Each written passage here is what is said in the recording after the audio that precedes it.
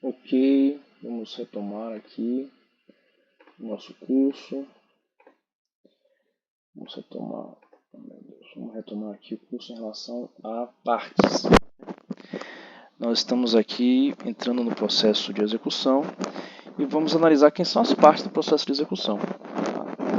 Então essas partes do processo de execução, elas geralmente vai ser muito rente a análise das partes do processo de execução com a relação de direito material. A relação de crédito, de débito, quem é o credor, quem é o devedor, né? Quem assumiu a responsabilidade e as formas de transmissão das obrigações, estão todas lá no Código Civil, a cessão de crédito, a assunção de dívida e, eventualmente, quando há uma sucessão de empresa ou quando há o falecimento. Né? Falecimento, a pessoa tem um patrimônio jurídico e esse patrimônio jurídico ele passa pelo artigo 1784 do Código Civil imediatamente para os seus herdeiros, né, no momento de sua morte. Então, no processo de execução ou na fase de cumprimento de julgado, que é uma tutela executiva, a legitimação ativa ela é geralmente do credor, né, a quem a lei confere o título executivo. Ele é o legitimado ordinário. Em sede de tutela coletiva, nós temos o Ministério Público como um dos co-legitimados ativos extraordinários para mover a execução. Tá? Ele não é o único legitimado, mas ele é o legitimado ativo extraordinário subsidiário, ou seja, se em uma ação, uma associação, ela mover um processo, né, de interesses individuais homogêneos, por exemplo, ou então em uma mandado de segurança coletivo, e ela depois não move a execução, o Ministério Público tem que assumir. Né? E ela é um colegitimado para entrar com ação civil pública. Então, ela entrando com ação civil pública é legitimada para mover a execução também dessa ação civil pública. Então, o Ministério Público, embora ele não faça parte dessa relação de débito, né, que vem lá do direito romano, débito e crédito, ela não ocupa um dos polos, né, ativo e passivo da obrigação, da prestação, mas do ponto de vista social, do ponto de vista da regulação das relações sociais, é atribuído ao Ministério Público e também à Defensoria e também a associações, que elas venham a ser legitimadas para defender a tutela de interesses difusos e coletivos, certo? Ok, então como já tinha afirmado pelo meu artigo 1784 do Código Civil, no momento da morte da pessoa natural, o espólio passa a ser o representante do falecido, né? Até o momento da formal da partilha, que passa para os seus herdeiros ou sucessores. Enquanto não houver ainda a partilha, o espólio é representado pelo seu inventariante. Né? Após a partilha, após o formal de partilha, cada herdeiro recebe sua parte, recebe seu quinhão. E a transmissão é feita para eles vão suceder o credor no processo. E em vida pode haver cessão do crédito, né? Artigo 286 da 98 do Código Civil. Eu posso transferir uma parte do meu patrimônio para um terceiro. Né? Isso é muito comum em relação a crédito de precatório. Uma pessoa tem um crédito precatório perante um órgão público, perante o Estado da Bahia, por exemplo, e ela não quer esperar até chegar a vez dela. Então ela vende, ela cede aquele crédito para um terceiro, geralmente para um banco, e o banco é que vai esperar ter a paciência para receber. Ele vai receber bem mais, mas vai ter a paciência, a pessoa quer agora. Né? Na mesma linha também tem o factoring, né? A questão da duplicata. Aquela empresa que prestou o serviço, digamos, a Petrobras, mas ela quer receber agora, então ela passa aquele crédito por cessão para a empresa de factoring, e a empresa de factoring que vai receber o crédito depois com a Petrobras. Né? Ok, a subrogação. A subrogação tem um instituto do Código Civil, geralmente está vinculada a dívidas solidárias. Né? Então, digamos, eu e meu sócio temos uma dívida, eu vou e pago a parte dele. Né? Eu pago minha parte, a parte dele da dívida. Então eu me subrogo, eu me coloco no lugar do credor, né? Então a subrogação no polo ativo é assim. Também tem a subrogação no polo passivo, que tem um nome específico, né? Chamado assunção de dívida.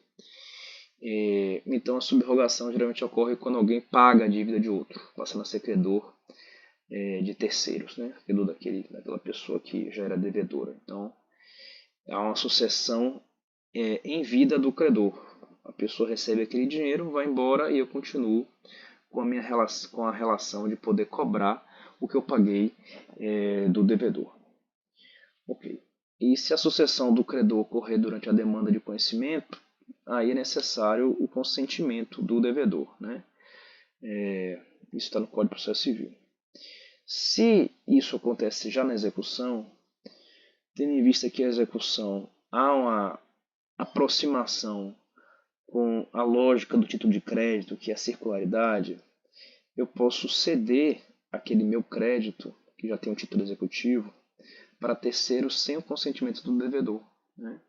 Lembrando sempre que no título de crédito pode haver um endosso do crédito sem ter necessidade de concordância do devedor. É um ponto interessante também, que há uma certa aproximação no regime jurídico do título de crédito e da execução nesse ponto, né? A sucessão no crédito autoriza a sucessão processual, independentemente do consentimento do executado. Então, é um ponto que já está estabelecido. Vamos pegar o caso do precatório, né? A pessoa já tem um precatório, já terminou o processo de conhecimento, já terminou o processo de execução, já escreveu aquele valor em precatório e aí vai e transfere para um terceiro. É necessário que seja notificada a Fazenda Pública, mas a Fazenda Pública não pode dizer, não vou pagar para essa pessoa, não quero pagar. Você vai pagar. Ele está sendo informado, mas ele não precisa do consentimento do executado. Certo, agora vamos para a legitimação passiva, né? A execução pode ser proposta contra o devedor, né? Aquela relação do direito romano de débito, crédito e débito. E aquela pessoa que é o devedor, quem deve seria a pessoa que estaria no título, né? Como o devedor. E esse ser devedor pode ser uma pessoa física, pessoa natural, ou uma pessoa jurídica. Pode haver o falecimento da pessoa natural, quando agora é o seu espólio, né? Mais uma vez lembrando do artigo 1784 do Código Civil, o princípio da Sanzini, o patrimônio jurídico do devedor passa para os seus herdeiros, e antes de haver a divisão, antes de haver a atribuição de cada quinhão para os seus herdeiros, quem responde é o espólio da pessoa do seu inventariante. E também se aconteceu a transferência daquele débito para um terceiro, que a gente chama de assunção de dívida, né? Agora é essa pessoa que tem que assumir, tem que pagar a dívida. Então, na assunção de dívida, digamos que eu tenho um crédito contra João das Couves. E agora Elon Musk se oferece para pagar aquela dívida. Eu, com toda alegria, vou concordar que agora seja ele que pague a dívida, né? Então, isso era muito comum antes em novela. Você tinha o vilão que conseguia endividar o pai da mocinha, e aí começava a fazer aquele assédio em cima da mocinha, que ia botar o pai na desgraça, sem bem nenhum, a vida dela ia ser destruída, e aparece aquele cavaleiro, aquele homem maravilhoso, né, que pagava a dívida e que tudo era maravilhoso por causa disso. Então, há também, nesse caso de uma assunção de dívida, uma pessoa assume a dívida de outra, né? O polo passivo muda, mas a dívida continua a mesma, né? Nesse caso, vai ser o cavaleiro em sua armadura branca que vai poder cobrar do pai da mocinha, caso ele queira, né? Se não, ele não quiser, ele perdoa a dívida e casa com a mocinha. Ok. Legitimação passiva, né? O fiador do débito constante em título extrajudicial. Aí a gente já está começando a sair daquela relação clássica de direito romano. Estamos indo para uma circularidade das obrigações, porque eu não quero que aquela pessoa seja a única do polo passivo, se eu sou o credor. Eu quero que haja uma outra garantia, senão eu não empresto. E alguém se oferece para ser fiador. Né? Nunca se ofereça para ser fiador, se você puder. Se for necessário, existe um instituto chamado seguro-fiança, que eu recomendo que os senhores utilizem. Mas se um dos senhores for eventualmente fiador de um débito e o processo de conhecimento tramitou contra o devedor, só na hora da execução o senhor foi chamado para pagar a dívida, o senhor pode alegar a seu favor o enunciado 268 da súmula do STJ e também o artigo 513, parágrafo 5º do CPC, que afirma que o fiador que não participou do processo de conhecimento não pode ser incluído só na execução. De fato, a inclusão do fiador só na execução, ela vulnera diversos direitos. A coisa julgada não foi contra o fiador. Então, ele é um terceiro em relação àquela coisa julgada. Ele não teve o direito de se defender, foi vulnerado o seu direito ao devido processo legal, portanto, andou muito bem o enunciado 268 da súmula do STJ, que posteriormente foi positivado. A sua lógica permanece cristalina e brilhante até hoje. E nessa linha de ampliação ampliação do polo passivo, eu não quero mais saber quem é o devedor, né? Eu quero saber quem é que vai pagar a dívida. Então, se cria a figura do responsável. Né? Então, em relação a incapazes, você tem o responsável pelo incapaz. Em relação a danos causados por animais, por um cachorro, pitbull, por exemplo. Então, o responsável é o dono do animal. Né? Se houver um dano referente à queda de um vaso de flores que está na janela, né? Quem é responsável é o proprietário daquele bem, a pessoa que está ocupando aquele bem, se não for o proprietário que estiver ocupando.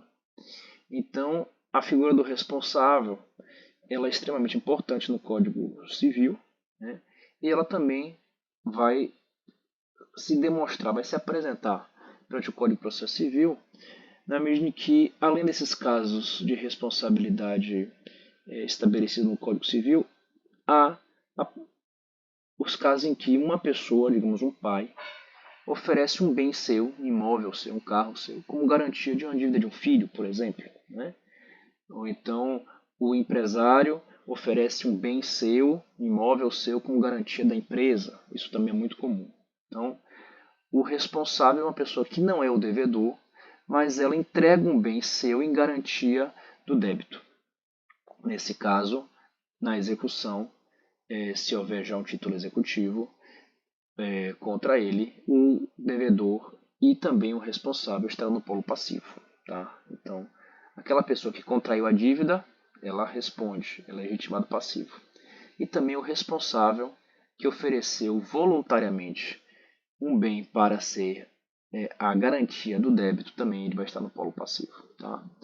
E o artigo 135 do CTN, ela fala sobre o responsável tributário.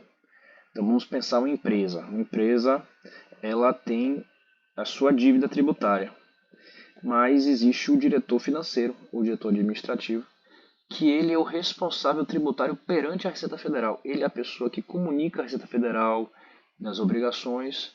Ele é a pessoa a quem a Receita Federal vai cobrar em relação às dívidas, aquelas dívidas. Ele vai a Receita Federal vai cobrar do responsável tributário e também do devedor, que é a pessoa jurídica. Tá? Então, como regra, o responsável sempre arca com as consequências, independente dele ser o devedor ou não. Joia. Então vamos passar para o litisconsórcio na execução. É possível um litisconsórcio ativo, mais de um exequente, né?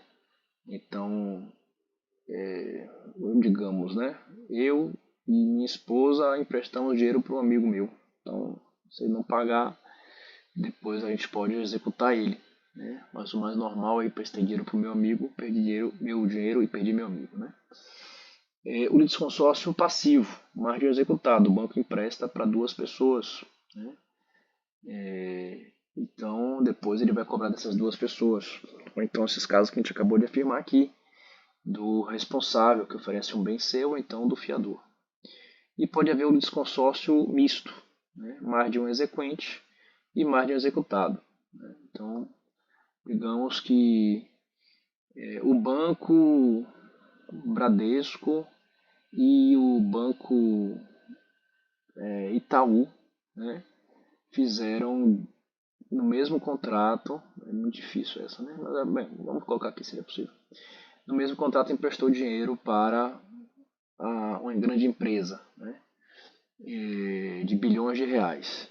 Então eles vão poder cobrar dessa empresa, e se for mais de uma empresa do polo passivo, digamos que seja a Gerdau e uma empresa do grupo Gerdau, né? Então vai ser 2 bancos contra 2 empresas em razão do mesmo contrato.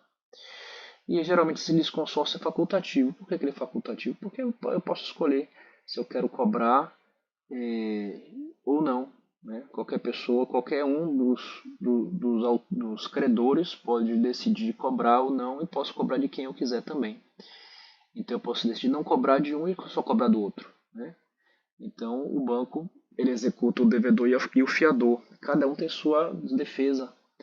Cada um, a sentença pode ser diferente para cada um. Não é necessário que a sentença seja uniforme em relação ao devedor e ao fiador. O fiador pode ter suas defesas e o devedor pode ter as suas defesas, né? Então o devedor pode alegar compensação e o fiador pode alegar irregularidade da fiança, né?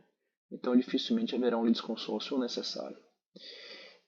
Como já foi afirmado antes, todos os credores ou todos os devedores que estejam vinculados à parte contrária devem ser em relação de uma mesma relação jurídica, tá? Para que a gente possa efetivamente ter esse litisconsórcio.